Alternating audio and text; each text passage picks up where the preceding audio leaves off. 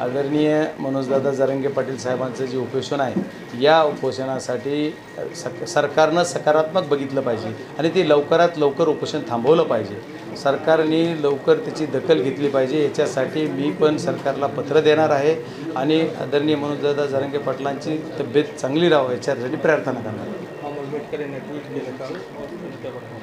नाही, अमल मिटकरी नावाचा व्यक्ती आदरणीय अजित पवार साहेबांच्या बंगल्यावर कोणी ऑपरेटर आहे का ह्याची तपासणी करावं लागेल. ते कोण आहे अमल मिटकरी? म्हणजे की ज्यांना कुणाचे फोन किती येतात, दिवसात किती फोन येतात, किती वाजता आला, किती मिनिट बोलणं झालं, काय ते कसं झालं, असं जर असेल आणि एखादा महाराष्ट्राचा मुख्यमंत्री किंवा उपमुख्यमंत्री एखाद्याला 10-10, 20-20 मिनिट जर कोणी बोलत असेल, काहीतरी सांगितले 12 मिनिट बोलले, 10 मिनिट बोलले. आता मला एवढ्या खोलात जायचं नाही त्या विषयात. दखल पात्र नाही तो अमल मिटकरी. कशाला दखल घेत आहे? विनाकारण महाराष्ट्रानं किती त्याचा चावमाव केला आहे. आणि माझ्या पक्षाचे 8 खासदार आहेत आम्ही. 8 वाघ आलेत, 8. आणि या 8 वाघाला कुणी असा धक्कासुद्धा लावू शकत नाही.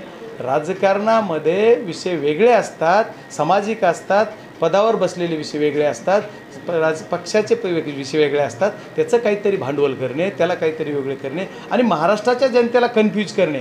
आता मी ज्यावेळेस बोललो अहिल्यानगरच्या सभेमध्ये की मराठवाड्याची जिम्मेदारी माझ्यावर द्या, हा विषय त्यांना खूप जिव्हेरी लागला.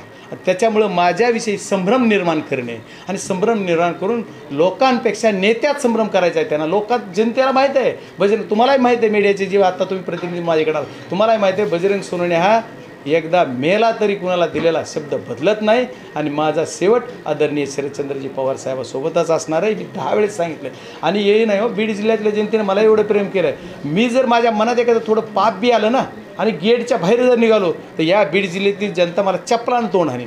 मी काय म्हणलं, जाऊ द्या, गेटच्या दरवाजाच्या बाहेर निघताना माझे वडील माझे तोंड रंगवतील की तू पवार साहेबाला विरोधात कसं काय करू शकतो. त्याच्याही पुढचं सांगितलं आहे मी की माझ्या बेडरूममधून बाहेर निघतानाच बायको म्हणेल तुला जेवायला नाही चल.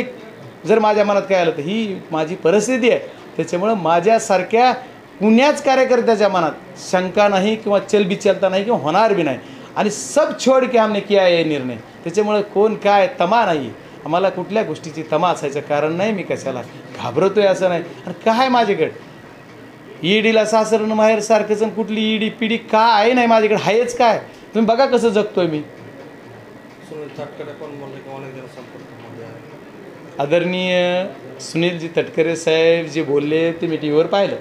ते म्हणले की अनेक जण आमच्या संपर्कात आहेत. आता अनेक जण कोण आहेत याचा प्रश्न मी कसं उत्तर देणार आहे? त्याचं उत्तर तेच देऊ शकतात. त्यांच्या संपर्कात कोण आहे, त्यांना कोण बोललं आहे, कुठं बोललं आहे, का बोललं आहे, तेच उत्तर देते त्याचं.